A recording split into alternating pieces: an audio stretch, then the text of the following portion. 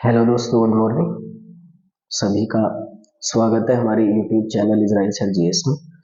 और मैं इजराइल कामना करता हूँ कि सभी लोग अच्छे से स्टडी कर रहे होंगे, अच्छे से पढ़ाई कर रहे होंगे।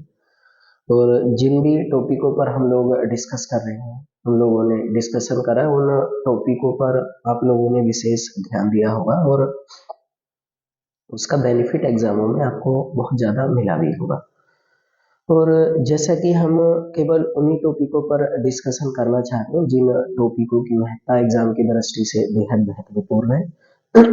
और इसीलिए मैं आप सब लोगों से रिक्वेस्ट करता हूँ कि कृपया करके सभी लोग ज़्यादा से ज़्यादा लोगों तक हमारे इस चैनल के बारे में बताएं और पहुंचाएं, क्योंकि जिस प्रकार डिटेल में शायद चीज़ें हम लोग यहाँ समझ रहे हैं, इस प्रकार ना तो कभी किसी ने बताया होगा और ना शायद कभी कोई आगे भी आपको बताए। इसीलिए मैं चाहता हूँ कि लोग बाग हमारी इस क्लास के बारे में जानें और ज़्यादा से ज़्यादा लोग सब्सक्राइब और शेयर करें और कोशिश किया करें कि पूरी क्लास को हम अटेम्प्ट करें। हम लोगों ने पिछली क्लास में डिस्कस किया था कि महात्मा गांधी और उनके जो प्रारंभिक मूवमेंट थे, उनके जो प्रारंभिक आंदोलन है, जैसे महात्मा गांधी का जन्म वगैरह, उनकी मृत्यु वगैरह, और उनका जो साउथ अफ्रीका में प्रवास रहा है, और उसके बाद भारत में भी फिर उनका वापस आगमन, और उसके बाद चंपारण आंदोलन है, अहमदाबाद आंदोलन है, और उसके बाद उनके खेड़ा आंदोलन है। आज हम लोग अगली कड़ी में बात करने वाले हैं और अगले स्टेप में आज हम बात करने वाले हैं भारत में, और उस वाले टॉपिक का नाम है, आपने जैसा देखकर आपके हमारे आप लोगों ने फॉलो किया ही होगा, और वो है हमारे भारत में रोलेट एक्ट। रोलेट एक्ट, या फिर आपके हमारे यहाँ जलिया वाला बाग हत्याकांड। आज इस वाले टॉपिक पर हम लोग डिस्कस करने वाले हैं, तो कृपया करके बड़े ध्यान से, और आपको पता भी होगा कि इस वाले टॉपिक से हमेशा क्वेश्चन आए हुए भी हैं। यूपीपी का आप कोई सा भी पेपर उठा के देखें, या उत्तर प्रदेश में एसएससी में, रेलवे में कोई सा भी पेपर उठा के देखें, हर साल कोई ना कोई एक ना एक क्वेश्चन जो है वो जलियांवाले बाग हत्याकांड से, रोलेट सत्याग्रह से या रोलेट एक्ट से आपकी कंपलसरी वे में भेजा जाता है।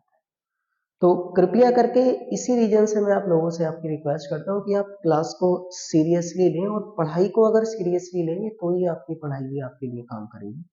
अगर आपने उसको भी लाइटली लर्न स्टार्ट कर दिया और केवल यही समझा कि केवल आप इसको बस ऐसे ही शो ऑफ कर लें, लिखें नहीं, इसको पूरा नहीं देखें, तो शायद मुश्किल है ये चीजें आपके लिए काम करें। तो मैं इसीलिए आपसे रिक्वेस्ट करता हूँ कि कृपया करके सभी लोग आपकी इन क्लासेस को अपने ढंग से अटेम्प्ट करें और कोशिश करें देखने की कि आप लोग इन पे आपकी पूरी तरीके से मेहनत करें।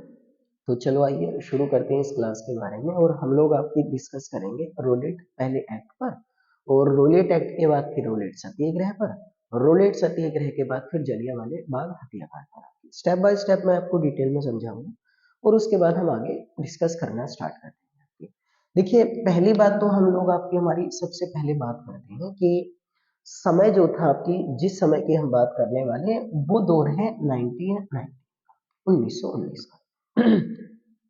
हुआ क्या था, आप लोगों ने पढ़ा ही होगा कभी ना कभी हिस्ट्री में कि जो फर्स्ट वर्ल्ड वॉर था, यानी पहला विश्व युद्ध था, वो 1914 से 1918 के बीच आपके हमारी चला, और ये 1918 में 1918 में पहला विश्व युद्ध फर्स्ट वर्ल्ड वॉर समाप्त हो गया। अब ये जो समय था 1914 से 18 के बीच में, जब तक फर्स्ट वर्ल्ड वॉर चला, विश्व युद्ध चला था पहला इस दुनिया में, तो इस दौर में कुछ पाबंदी भारतीयों पर लगाई गई थी। जो इंडियंस थे, जो भारतीय थे, उन पर कुछ पाबंदियां लगाई गई थी, कुछ उन पर बैंड आपके आरोपित किए गए। लेकिन जैसे ही फर्स्ट वर्ल्ड वॉर आपकी समाप्त हुआ, ये वाली जो पाबंदियां लगाई गई थी, इन पाबंदियों को भारतीयों से आपकी हटा लिया गया। अब जब इन पाबंदियों को भारतीयों से हटा लिया गया, तो उसके बाद हुआ क्या? उसके बाद ये हुआ कि जब ये पाबंदियां भारतीयों से आपकी रिमूव कर दी गई, हटा दी गई, पाबंदियों का मतलब ये था कि वो कुछ ऐसी निगेटिव एक्टिविटी अंग्रेजों के खिलाफ नहीं कर सकती है जिससे अंग्रेजों को उनके खिलाफ कोई एक्शन लेना पड़े। तो ये 4 साल का आपकी दौर था जो फर्स्ट वर्ल्ड वॉर चला, और उसके बाद जैसे ही फर्स्ट वर्ल्ड वॉर आपकी समाप्त हुआ, इन जितने भी आपकी हमारी बैंड आरोपित किए गए थे, जितनी भी पाबंदियां लगाई गई थी, ये यहाँ से रिमूव कर ली गई, यहाँ से हटा ली गई। तो उसके बाद क्या हुआ था आपकी 1918 के बाद 1919 में अगर हम बात करें तो 1919 के शुरुआत में हमने फिर अपनी स्वतंत्रता के लिए, जो आजादी होती है, हमने अपनी स्वतंत्रता के लिए कुछ गतिविधियां करने स्टार्ट कर। स्वतंत्रता के लिए कुछ एक्टिविटी, कुछ गतिविधियां वो करनी हमने स्टार्ट कर दी आपकी। हमने ये सोचा कि भाई अगर हम लोग अपनी स्वतंत्रता को अपनी मुट्ठी में कर लेते हैं, हम अपने आप को आजाद कर लेते हैं, तो हम अपने कुछ एक्शन ले सकते हैं। इसमें कोई दो राय वाली बात है ही नहीं आपकी। तो अब जैसे ही वो दौर हटा तो हमने 1919 के शुरुआत में स्वतंत्रता के लिए कुछ गतिविधियां, कुछ एक्टिविटी करनी शुरुआत कर। इसको लेकर जो ब्रिटिश गवर्नमेंट थी, जो ब्रिटिश सरकार थी, उस ब्रिटिश सरकार में कुछ बेचैनी पैदा हुई। उन्होंने ये सोचा कि भाई ये जो आपके भारतीय व्यक्ति स्वतंत्रता के लिए कुछ गतिविधियां कर रहे हैं, इन गतिविधियों पर पाबंदी कैसे लगाई जाए, ये पाबंदी कैसे लगाई जाए। तो अब ये जो गतिविधियां हम लोगों ने आपकी करनी स्टार्ट कर दी थी, इसी गतिविधियों पर आपकी पाबंदी लगाने के उद्देश्य से, देखो ये वैसे घटना है आपकी। एक व्यक्ति थे अंग्रेजों में, और एक अंग्रेज व्यक्ति थे, और इन अंग्रेज व्यक्ति का जो नाम था वो था सिडनी रोलेट। एक अंग्रेज व्यक्ति थे और इनका नाम था सिडनी रोलेट। ये वास्तविकता में एक जस्टिस थे, एक न्यायाधीश थे। न्यायाधीश है ना, ये वास्तविकता में एक जस्टिस हुआ करते थे, न्यायाधीश हुआ करते थे ब्रिटेन। तो एक सिडनी रोलेट इनका नाम हुआ करता था। तो इनकी अध्यक्षता में, सिडनी रोलेट की आपकी अध्यक्षता में 1917 ईस्वी की मैं बात बता रहा हूँ, अभी हम 1919 पर भी आ जाएंगे। 1917 में सिडनी रोलेट, ये वाले जो एक पूर्व न्यायाधीश थे, एक जस्टिस थे आपकी ब्रिटिश गवर्नमेंट में, 1917 ईस्वी में इनसे पहले ही कहा गया था, इनसे पहले कहा गया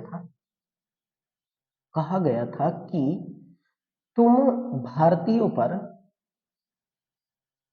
रोक लगाने के उद्देश्य से, भारतीयों पर है ना, रोक लगाने के उद्देश्य से कोई कानून बनाने का सुझाव दें, कोई कानून बनाने का ये आपके सुझाव दें। इनसे पहले ही बोल दिया गया था, और ये घटना कब की है, 1917 से। अब सिडनी रोलेट लगातार उस घटनाओं पर, यानी वो जो उन्हें रिस्पॉन्सिबिलिटी दी गई, जो जिम्मेदारी उन्हें दी गई थी, उस पर वो लगातार काम कर रहे थे। 1917 में इन्हें अलर्ट कर दिया गया था कि आप कोई ऐसा कानून बनाएं, कोई ऐसा हम लोगों को सजेशन दें, कोई सुझाव दें, जिस सुझाव के आधार पर हम भारत में जो स्वतंत्रता के लिए गतिविधियां, जो फ्रीडम्स के लिए एक्टिविटी आपकी मूवमेंट चलाते हैं लोग, उनको रोका जा सके। अब सिडनी रोलेट थे, इन्होंने आपकी सुझाव दिया, और इनके सुझाव के बाद, समझ में आई कुछ बात आपकी है ना, इनके सुझाव के बाद जब हम बात करेंगे आपकी, तो इनके ही सुझाव के बाद 1919 ईस्वी में, इनके ही सुझाव के बाद 1919 ईस्वी में एक कानून बना, और उस वाले कानून का नाम रखा गया था आपकी रोलेट एक्ट। एक्ट का मतलब हिंदी में अधिनियम। तो अब देखो, आपको ये तो पता ही चल गया होगा कि वास्तविकता में रोलेट एक्ट का नाम रोलेट एक्ट क्यों रखा गया। रोलेट एक्ट का नाम रखा गया था वास्तविकता में सिडनी रोलेट के नाम पर। यानी कि रोलेट एक्ट जो है ये किसकी अध्यक्षता में गठित किया गया था आपकी, इसकी अध्यक्ष कौन थे, तब आंसर क्या आएगा आपकी, सिडनी रोलेट। सिडनी रोलेट इसके अध्यक्ष थे आपके, और इसीलिए इस एक्ट का नाम रोलेट एक्ट रखा गया। 1917 की बात थी, लेकिन ये कब बना, 1919 ईस्वी में। और इस रोलेट एक्ट को भारत में कब भेजा गया, भारत में कब भेजा गया, ये अगर ये आता है आपकी, भारत में कब भेजा गया, भारत में कब लागू किया गया, एक ही बात है, तो इसका आंसर आएगा आपका 19 मार्च 1919 ईस्वी, है ना, 19 मार्च 1919, 19 मार्च 1919 ईस्वी को ये भारत में आपकी लागू कर दिया। अब देखो, सिडनी रोलेट की अध्यक्षता में जो रोलेट एक्ट हमारे भारत में भेजा गया था, तो रोलेट एक्ट जब भारत में भेजा गया था, ये भारत में जब भेजा गया, तो इसका विरोध क्यों किया गया था, इसका विरोध क्यों किया गया, क्वेश्चन ये आता है, आप लिखते रहें स्टेप बाय स्टेप, इसका विरोध क्यों किया गया। अगर ये आता है क्वेश्चन आपका, तो इसका फिर आंसर आप लोगों को ये देना होगा क्योंकि इस एक्ट के तहत, क्योंकि इस एक्ट के तहत, एक्ट का मतलब मैं बता ही चुका हूँ हिंदी में, अधिनियम होता है हमारी कुछ क्लासेस इसी चैनल पर अधिनियमों से, कानूनों से और विधेयक से पड़ी हुई है, उन क्लासेस को आप देख लें तो आपकी समझ में आ जाएगा कि इनका मतलब क्या होता है। क्योंकि इस एक्ट के तहत, इस एक्ट के तहत किसी भी भारतीय को, किसी भी भारतीय को बिना कारण बताए, बिना कारण बताए जेल में डाला जा सकता था, जेल में डाला जा सकता था। तो हमने, यानी कि आपका कोई रीजन नहीं है, आपको कुछ नहीं पता, आपको पकड़ा, अरेस्ट किया गया, अरेस्ट करने के बाद आपको एक प्रिजन की तरह, एक आपको एक तरीके से बंदी की तरह आपको कहां पर डाल दिया गया, जेल में डाल दिया गया। तो इसका मतलब इस एक्ट के तहत बिना किसी भी आपकी हमारी किसी भी भारतीय व्यक्ति को बिना किसी कारण बताए जेल में डालने का अधिकार आपकी हमारी किसको दे दिया गया था, रोलेट एक्ट के तहत आपकी हमारी सरकार को दे दिया गया। यानी कि बिना मुकदमा चलाए, बिना मुकदमा चलाए जेल में डालने का अधिकार था, ये वाला जेल में डाला जा सकता, यानी बिना मुकदमा चलाए इसे जेल में डाला जा सकता था, बिना कारण बताए आपको अरेस्ट किया जा सकता था। अब अगर क्वेश्चन आता है इसका विरोध क्यों किया गया, तो आंसर आपकी या तो बिना कारण बताया आएगा या बिना मुकदमा चलाए आपकी जेल में डालने का अधिकार आपकी किसको दे दिया गया था, ब्रिटिश सरकार या ब्रिटिश पुलिस वालों को आपकी इस एक्ट के तहत दे दिया गया। कब बनकर तैयार हुआ, 1919 में। भारत में कब भेजा गया, 19 मार्च 1919 ईस्वी में। नाम किसके नाम पर रखा गया था, सिडनी रोलेट के नाम पर इसका नाम रखा गया था, है ना। अब इस अगर हम एक्ट में बात करेंगे, आपकी ये जो एक्ट था जिसका नाम हम लोगों ने आपकी हमारी रोलेट एक्ट रखा, नाम के बारे में आपको बताई चलिए होगा कि इसका नाम क्यों रखा गया। तो इस एक्ट को इसी रीजन से, इस एक्ट को इसी रीजन से इसका जो नाम दिया गया था वो नाम रखा गया था, इसको काला कानून भी कहा गया। तो इसका मतलब ये हुआ कि रोलेट एक्ट को किस अन्य नाम से भी जाना जाता है, काला कानून के नाम से भी जाना जाता है। इसी रीजन से इसको काला कानून कहा गया। इसमें एक और बात ये कही गई थी कि इसी वाले रोलेट सत्याग्रह के तहत, जो रोलेट एक्ट था, सॉरी, रोलेट एक्ट के तहत आपकी हमारी होता क्या था, आपकी ना तो कोई आप अपील कर सकते हैं किसी भी स्थान पर, अब अपील नहीं करेंगे तो आपका ना तो कोई वकील ही होगा और ना आप किसी भी स्थान पर किसी भी प्रकार का अपना वक्तव्य स्टेटमेंट नहीं दे सकते हैं, ना आप दलीलें दे सकते हैं।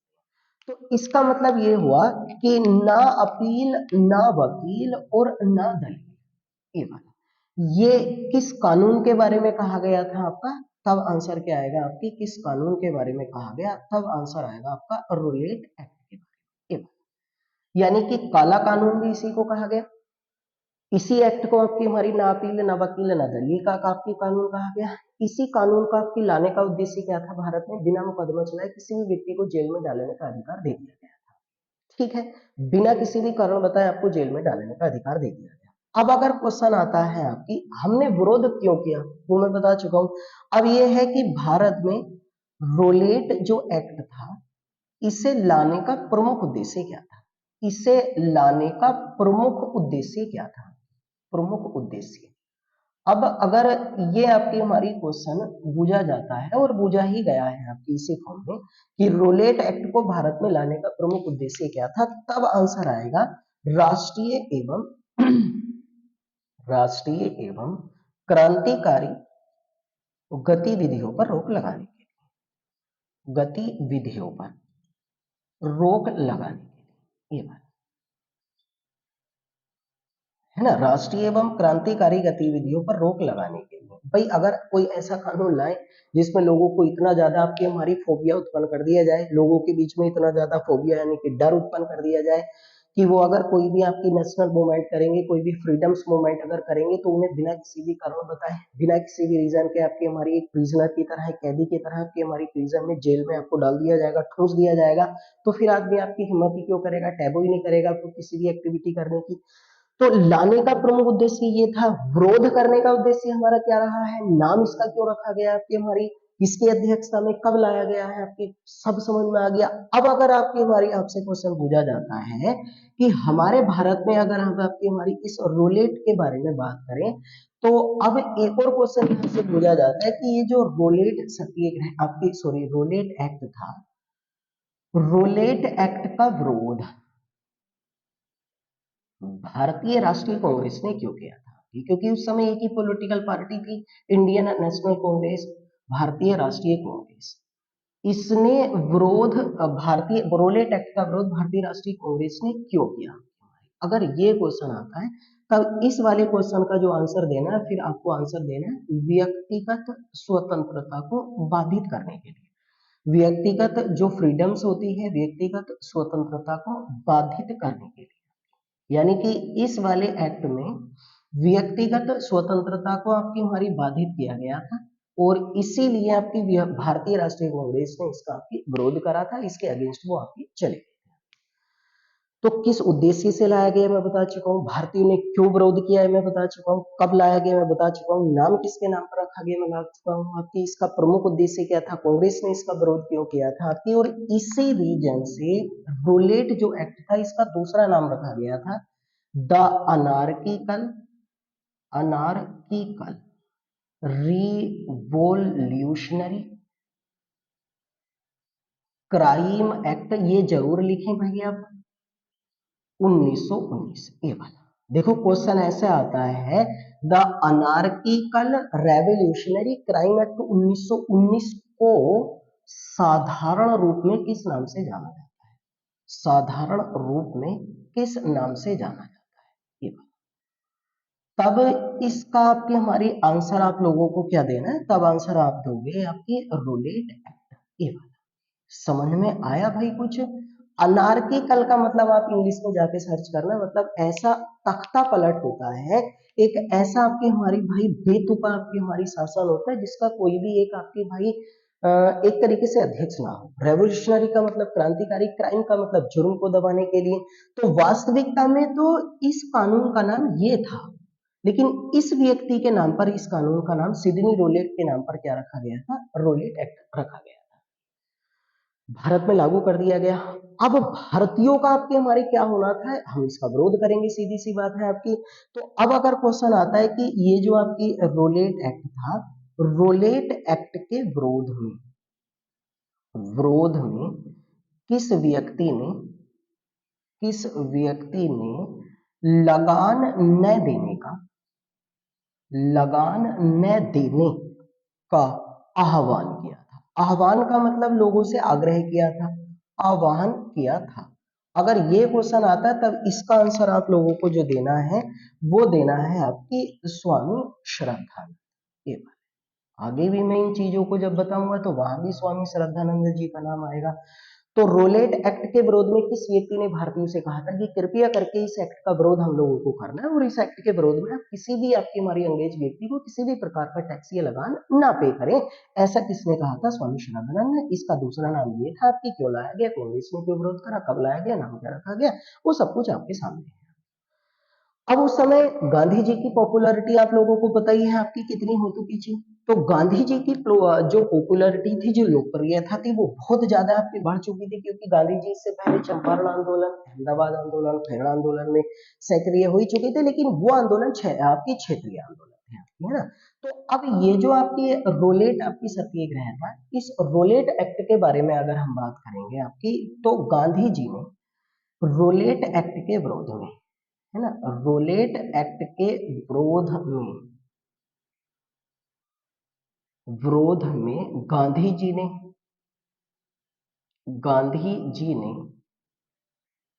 है ना, गांधी जी ने कब देशव्यापी हड़ताल की घोषणा की थी, हड़ताल की घोषणा, ये बात है ना, ये बात।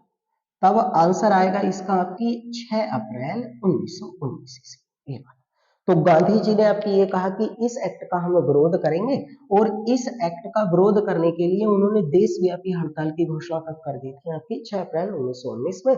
और गांधी जी के इस वाले कदम को क्या नाम दिया गया था आपकी, रोलेट सत्याग्रह, इस वाले कदम को नाम दिया गया। ओ भाई, मैंने आप लोगों को अभी आपके पिछली क्लास में पढ़ाया कि हमारे भारत में सबसे पहले सत्याग्रह शब्द किसके द्वारा दिया गया? महात्मा गांधी जी के द्वारा दिया गया।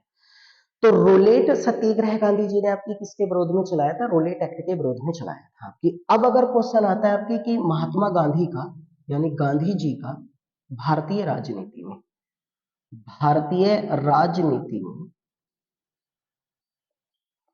पहला साहसिक कदम कौन सा था? पहला साहसिक कदम कौन सा था? ये वाला कदम कौन सा था? तब आंसर आपकी क्या देना है आप लोगों को? तब आंसर देना है आपकी रोलेट सत्याग्रह। ये वाला मैं स्टेप बाय स्टेप सब चीजें आपको क्लियर करता चल रहा, स्टेप बाय स्टेप आपकी हमारी, है ना। इसका मतलब आप समझ रहे हो, यानी गांधी जी ने जो चंपारण आंदोलन इससे पहले चलाया, ये चंपारण सत्याग्रह, ये उसके बाद अहमदाबाद सत्याग्रह और उसके बाद खेड़ा सत्याग्रह जो चलाए थे आपकी, ये सत्याग्रह उनके आपकी क्षेत्रीय सत्याग्रह थे। लेकिन राजनीति में उनका पहला जो सत्याग्रह था वो कौन सा था आपकी? वो रोलेट सत्याग्रह उनके द्वारा चलाया गया था, है ना। और देशव्यापी हड़ताल की घोषणा कोई रोलेट सत्याग्रह। इसके बाद गांधी जी को अंग्रेजों ने 8 अप्रैल 1919 ईस्वी को गिरफ्तार करके इन्हें जेल में डाल दिया।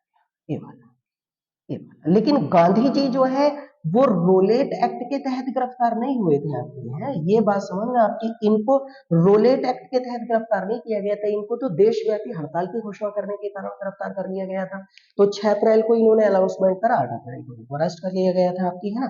उसके बाद अगर हम बात करेंगे आपके इसमें, तो रोलेट एक्ट के तहत अब आप बहुत जल्दी जल्दी आपकी हमारी लिखना स्टार्ट करें भाई।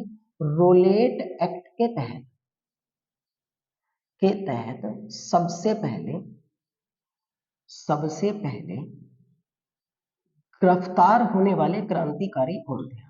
गिरफ्तार होने वाले जो क्रांतिकारी रहे हैं वो कौन थे आपके, है ना। अगर ये क्वेश्चन पूछा जाता है कि सबसे पहले इस एक्ट के तहत गिरफ्तार कौन किया गया था, तो ये घटना आपकी 9 अप्रैल 1919 को, और ये आपकी हमारी दो व्यक्ति थे। एक का नाम था आपकी सैफुद्दीन किचलू और सत्यपाल सिंह। सैफुद्दीन किचलू और सत्यपाल सिंह, ये दो व्यक्ति थे जिन्हें इस एक्ट के तहत आपकी सबसे पहले गिरफ्तार किया गया था। ये नाम आपको रटे हुए हो, ये नाम आपको जरूर ही याद रखने हैं आपकी। सैफुद्दीन, इन दोनों को 9 अप्रैल 1919 को गिरफ्तार किया गया था आपकी अमृतसर के डिप्टी कमिश्नर द्वारा। अमृतसर के डिप्टी कमिश्नर द्वारा इनको गिरफ्तार किया गया था। ठीक है, ये भी आपको याद रखना। तो इसका मतलब अमृतसर के ही रहने वाले सैफुद्दीन किचलू थे और अमृतसर के ही रहने वाले आपके सत्यपाल सिंह थे। ये सबसे पहले इस एक्ट के तहत गिरफ्तार होने वाले व्यक्ति बने। अब इन व्यक्तियों की गिरफ्तारी का विरोध करने के लिए, इन व्यक्तियों की गिरफ्तारी का विरोध करने के लिए, और वास्तविकता में जो आपकी अंग्रेज थे उनकी दमनकारी जो आपकी नीति थी, यानी हमें दबाने की जो नीति थी, दमनकारी नीतियों का विरोध करने के लिए एक बैठक हुई। विरोध करने के लिए एक जो भारतीय क्रांतिकारी थे आपके, है ना, जो इंडियन रेवोल्यूशनरी आपके हमारी थे भारतीय क्रांतिकारी, इनकी एक बैठक हुई। भारतीय क्रांतिकारियों की एक बैठक हुई और ये वाली बैठक का आयोजन किया गया था 13 अप्रैल 1919 ईस्वी को। और ये वाली बैठक हुई थी आपकी जलियांवाला बाग। और जलियांवाला बाग जो है इस समय आपकी वो है अमृतसर में, आपको याद ही होगा, नहीं याद है तो लिखें। और ये जलियांवाला बाग एक व्यक्ति था आपकी, जल्ली नामक व्यक्ति, इसकी संपत्ति थी आपकी, ये वाली आपकी, है ना, इसकी प्रॉपर्टी थी। जलियांवाले आपकी हमारी बाग जो था वो जल्ली नामक एक व्यक्ति का था। एक बैठक हुई किस व्यक्ति को विरोध दर्शाने के लिए? सैफुद्दीन किचलू और सत्यपाल सिंह की गिरफ्तारी का विरोध दर्शाने के लिए भारतीय क्रांतिकारियों की 13 अप्रैल 1919 में बैठक हुई जलियांवाले बाग में। एक खुफिया जगह थी, वहां बैठक हुई।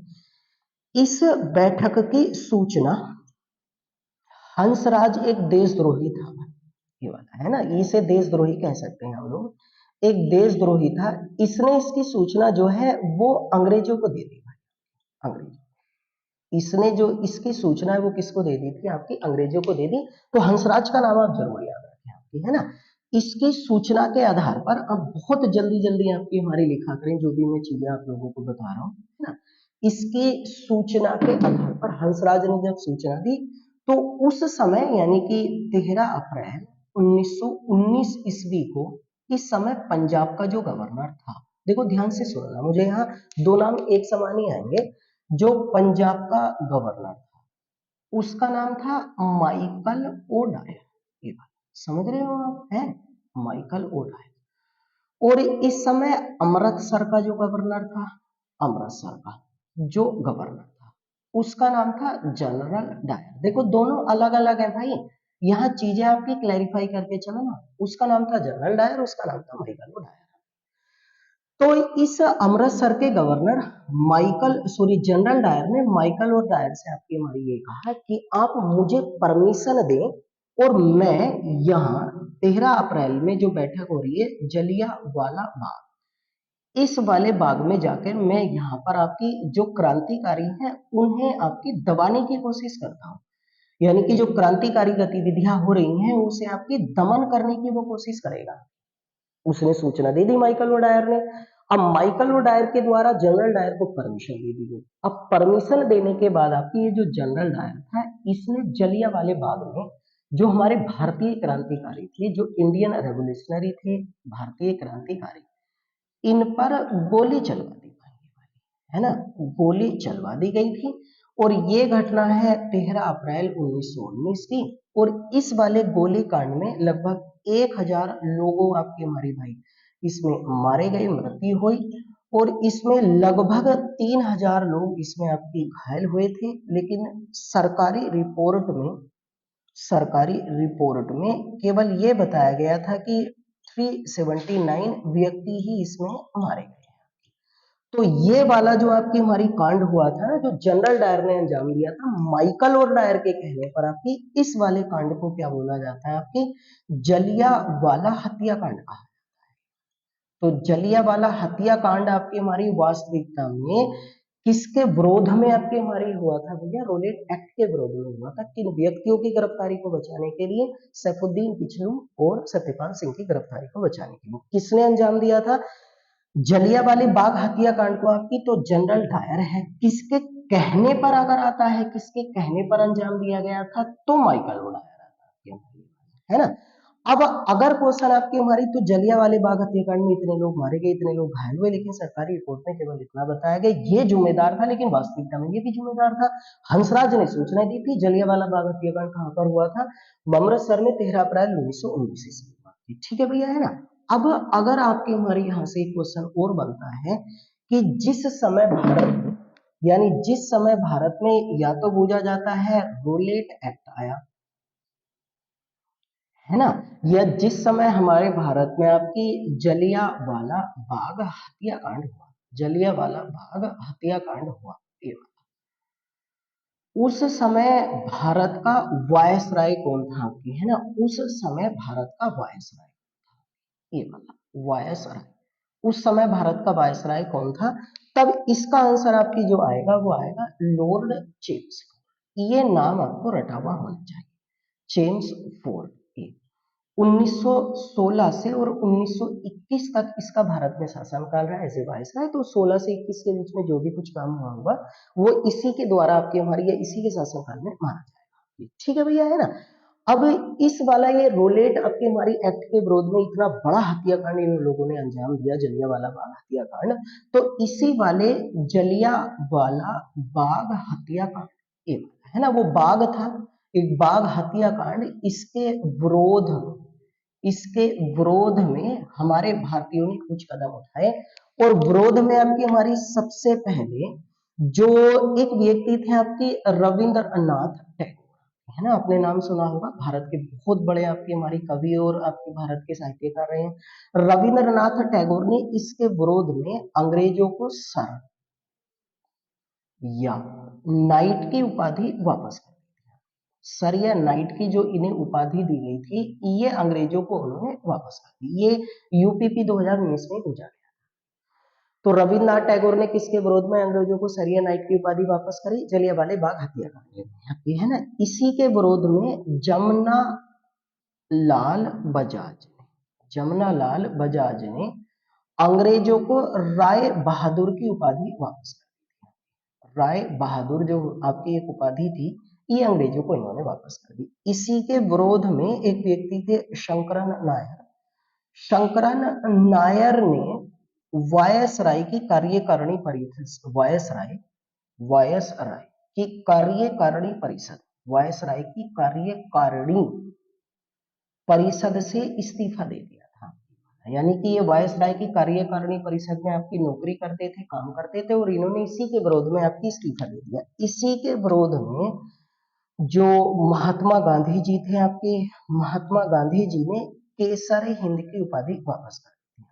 केसर ए हिंद ये उपाधि अंग्रेजों को उन्होंने वापस कर दिया। ये बात ठीक है। ये तो 4 व्यक्तियों के नाम जरूर आप नोट कर लें और याद रखें। रविन्द्रनाथ टैगोर ने आपकी हमारी नाइट की या सर की उपाधि वापस कर दी थी। राय बहादुर की उपाधि जमुनालाल बजाज ने, शंकरन नायर ने वायसराय की कार्यकारिणी परिषद से इस्तीफा दे दिया और केसर हिंद की उपाधि वापस कर दी थी आपकी महात्मा गांधी जी के द्वारा। ये सब कुछ काम आपकी हमारी जलियांवाला बाग हत्याकांड के विरोध में हम लोगों ने किया था। 13 अप्रैल 1919 को ये काम आपकी अंजाम दिया गया था, ये है ना। अब इसी का जब हम लोगों ने बहुत ज्यादा विरोध करा और लगातार आपकी हमारी जनसभाओं का आयोजन होने लगा था, तो अंग्रेजों ने एक चालाकी यहाँ पर खेली और अंग्रेजों ने ये जो आपकी जलियांवाला जो आपकी कांड हुआ था, हत्याकांड जो हुआ था, इसकी जांच करने के लिए, है ना, इसकी जांच करने के लिए एक आयोग का गठन करा था और इस वाले आयोग का नाम रखा गया था हंटर आयोग। हंटर आयोग, है ना। एक व्यक्ति थे आपके जिनका नाम था जॉन हंटर। जॉन हंटर की अध्यक्षता में ये आपकी गठित किया गया। हंटर आयोग में टोटल मिलाकर 8 सदस्य थे। 8 सदस्य। इन 8 सदस्यों में 5 सदस्य आपकी अंग्रेज थे और 3 सदस्य इसमें भारतीय व्यक्ति थे आपके, है ना। 3 सदस्य इसमें भारतीय व्यक्ति थे। उन भारतीय व्यक्तियों में एक जगत नारायण थे, जगत नारायण। दूसरे व्यक्ति थे इसमें आपके हमारी सितालवाड़, और तीसरे व्यक्ति इसमें आपकी हमारी अहमद सुल्तान। अहमद सुल्तान, ये 3 भारतीय व्यक्ति थे आपके हमारी। इस आयोग का आपकी गठन किसके लिए किया गया था? जलियांवाला बाग हत्याकांड की जांच करने के लिए जॉन हंटर की अध्यक्षता में हंटर आयोग। इसने अपनी रिपोर्ट जो है वो मार्च 1920 ईस्वी में आपकी सौंपी और इस रिपोर्ट में आपकी ये कहा गया था, इस रिपोर्ट में ये कहा गया था कि वहां जो जनरल डायर ने किया वो गलत नहीं था, वो गलत नहीं था भाई, गलत नहीं था आपकी हमारी, है ना। उसने वहां सही आपकी हमारी भाई किया। उसका गोली चलवाने का डिसीजन भी आपकी सही था, उसका गोली चलवाने का डिसीजन भी सही था। वहां जो इतनी ज्यादा आपकी भीड़ एकत्रित हुई थी, वहां मार्शल लॉ का मतलब होता है सेना का कानून लगवाने का डिसीजन भी उसका सही था। लेकिन उसने थोड़ी बहुत आपकी हमारी थोड़ा सा गलत तरीके से आपकी डिसीजन लिया, इस रिपोर्ट में कहा गया। और बस इस रिपोर्ट के बाद जो है आपकी जो जनरल डायर था इसे नौकरी से हटा दिया गया था। बस ये काम हुआ, नौकरी से हटा दिया गया, ये वाला। इन्होंने कहा इस रिपोर्ट में कि उसने गलत नहीं किया था, वहां इतनी ज्यादा भीड़ थी, मार्शल लॉ लगाना जरूरी था। अगर मार्शल लॉ नहीं लगता तो वो आपकी भीड़ विद्रोह कर देती, हो सकता था वो उग्र रूप ले लेती, तो गोली चलवाने का आपकी हमारी काम भी उसने सही करा, मार्शल लॉ भी सही लगवाया। बस उसका निर्णय लेने में थोड़ा सा उसने चूक कर दी, जल्दबाजी दिखाई, और इसीलिए उसे आपकी जनरल डायर को वहां नौकरी से निकाल दिया गया। तो हंटर आयोग का संबंध आपकी हमारी इसी से है। इसके बाद आपकी हमारी जनरल डायर को वापस आपके कहाँ भेज दिया गया भैया? आपकी ब्रिटेन भेज दिया गया। और जनरल डायर को जब वापस आपकी ब्रिटेन आपकी हमारी भेजा गया था, इसे जनरल डायर को जिसने वहां गोली चलवाई थी, मैं माइकल ओ डायर और जनरल डायर के बीच में आपकी संबंध बता चुका हूं क्या क्या है। तो इसे ब्रिटेन में मान की तलवार की उपाधि से सम्मानित किया गया। अब बताओ, जो अगर गलत ही व्यक्ति आपकी हमारी भाई इतने ज्यादा आपकी विरोध करा था हमने, लेकिन फिर भी इस आपकी हमारी उपाधि से इसको सम्मानित किया गया था। और जो ब्रिटिश अखबार है ना, जिनको ब्रितानी अखबार कहा जाता है, जो ब्रिटिश अखबार है, उन ब्रिटिश अखबारों ने इसको ब्रिटिश साम्राज्य का शेर कहा था, ब्रिटिश साम्राज्य का शेर। बताओ कितनी गलत बात है आपकी। अंग्रेजों ने इतने अत्याचार करे लेकिन फिर भी इस व्यक्ति को आपकी सम्मानित हम लोग कर रहे हैं आपकी, है ना, वो कर रहे हैं आपकी। तो ध्यान रखना, कोई बात नहीं, आपकी हमारी हम पढ़ रहे हैं। अब इसी वाले आपके हमारे भाई ये वाला जो कांड हुआ था, इसकी जांच के लिए जो इंडियन नेशनल कांग्रेस है, भारतीय राष्ट्रीय कांग्रेस है, उसने एक कमेटी बनाई, यानी कि समिति बनाई। इस कमेटी की अध्यक्ष जो बनाए गए थे आपकी, वो बनाए गए थे मदन मोहन मालवीय। मदन मोहन मालवीय इस कमेटी के अध्यक्ष बनाए गए थे। और इसमें बाकी के जो आपकी अन्य सदस्य थे, उनमें एक सदस्य का नाम है आपकी महात्मा गांधी जी, और दूसरे सदस्य का नाम है इसमें मोतीलाल नेहरू। ये मोतीलाल नेहरू, ये है ना। तो इसका मतलब हम लोगों ने भी एक समिति बनाई, और वो समिति कितने सदस्य थी? 3 सदस्यीय समिति थी। उसके अध्यक्ष मदन मोहन मालवीय, अन्य सदस्य 2 मदन मोहन मालवीय के अतिरिक्त मोतीलाल नेहरू और महात्मा गांधी। इस समिति, जो जांच समिति जलियांवाले बाग हत्याकांड की जांच करने के लिए बनाई गई थी, इस समिति में जो रिपोर्ट लिखने की जिम्मेदारी है वो महात्मा गांधी जी को दी गई थी। ये जरूर याद रखें, क्वेश्चन आ चुका है। रिपोर्ट लिखने की जिम्मेदारी महात्मा गांधी जी को दी गई। तो हमने भी एक कमेटी बनाई, अंग्रेजों ने एक आयोग बनाया था आपकी। आयोग का मतलब कमीशन होता है, कमेटी का मतलब समिति होता है आपकी। उसके अध्यक्ष आपके भाई कौन थे? आपके भाई जॉन हंटर थे, और इसके अध्यक्ष मदन मोहन मालवीय थे आपकी। ठीक है भैया, है ना। ये वाला पूरे का पूरा आपके हमारी भाई जलियांवाला हत्याकांड है। अब इसी वाले अगर जलियांवाले बाग हत्याकांड के बारे में बात करेंगे आपकी, तो हमारे भारत में बहुत बड़ी त्रासदी हुई। और उसके बाद याद रखना आपकी, दिसंबर 1919 ईस्वी में इंडियन नेशनल कांग्रेस का एक अधिवेशन हुआ था। और ये अधिवेशन आपकी हमारी, ये जरूरी है याद रखना आपकी, अमृतसर में ही हमने विरोध दर्शाने के लिए किया था। और इसके अध्यक्ष कौन बनाए गए थे? आपकी मोतीलाल नेहरू जी आपकी इसके अध्यक्ष बनाए गए थे। तो सबसे पहले आपकी हमारी क्या आया? रोलेट एक्ट आया। उसके बाद आपकी देशव्यापी हड़ताल हुई। उसके बाद गांधी जी को गिरफ्तार किया गया। उसके बाद सत्यपाल सिंह को और सैफुद्दीन किचलू को गिरफ्तार किया गया। उसके बाद जलियांवाला बाग हत्याकांड हुआ। उसके बाद रिपोर्ट आई, और उसके बाद अधिवेशन हुआ। ये इनका क्रम है, मुझे दोबारा सुन लेना। वीडियो का मतलब ये होता है कि अगर एक बार समझ में ना आए तो दोबारा उस चीज को आप रिवाइंड करके आपकी सुन सकते हैं। ठीक है, तो उसे दोबारा सुन लेना जो मैंने अभी बोला है। ये वाला है ना, जलियांवाले बाग हत्याकांड को किस व्यक्ति ने निवारक हत्या कहा था? निवारक हत्या, किस व्यक्ति ने इस वाले कांड को निवारक हत्या कहा था? तब आंसर आएगा आपकी हमारी मार्क टेंग्यू ने। ये वाला मांग टेंग्यू, इसने इसको निवारक हत्या कहा था। ये उस समय आपकी हमारी भारत का सचिव हुआ करता था। और किस व्यक्ति ने इसको आपकी हमारी भाई एक तरीके से हत्या, निर्मम हत्या, निर्मम हत्या आपकी हमारी किसके द्वारा कहा गया था? तो मैं अभी पढ़ा चुका हूँ, CF एंड्रयूज के द्वारा। CF एंड्रयूज वही है जिन्हें गांधी जी ने दीन बंधु की उपाधि दी गई थी। हमारी पिछली वीडियो देख लें, आपकी देख लें। तो निर्मम हत्या, यह सोची समझी हत्या आपकी हमारी, सोची समझी हत्या, वो किसने कहा था इस वाली घटना को? वो CF एंड्रयूज ने। निवारक हत्या आपके भाई उन्हीं के व्यक्ति मार्क टेंग्यू ने कहा था। मार्क टेंग्यू आपकी हमारी इसने कहा था। ये पूरे का पूरा जलियांवाला बाग हत्याकांड है। कुछ भी नहीं बचा इस वाले जलियांवाले हत्याकांड में, रोलेट एक्ट में, रोलेट सत्याग्रह में। गांधी जी का पहला देशव्यापी हड़ताल क्या था आपकी, टोटल में बता चुका हूँ, और शायद इतने डिटेल में आपने कभी पढ़ा नहीं। कृपया करके हमें सपोर्ट करें, और ज्यादातर लोगों तक हमारी जानकारी को शेयर करें और पहुंचाएं। और ज्यादा से ज्यादा कोशिश करें कि हमारे चैनल को आप लोग सब्सक्राइब करें। लगातार मैं आप लोगों को कमेंट्स भी पढ़ता हूँ, और आप कमेंट्स करके बता सकते हैं कि किस भी आपकी टॉपिक पर अगर आपको कोई दिक्कत है, तो हम उस पर सब पे मिलकर बातें करेंगे। तो ज्यादा से ज्यादा लोगों तक हमारी जानकारी को पहुंचाएं। आने वाले समय में आपसे फिर मुलाकात होगी। सुविधा चाहते हैं, बने रहिए, अच्छे से पढ़ाई करते रहिए, और अपनी सेहत का ध्यान रखें। आपकी गुड बाय।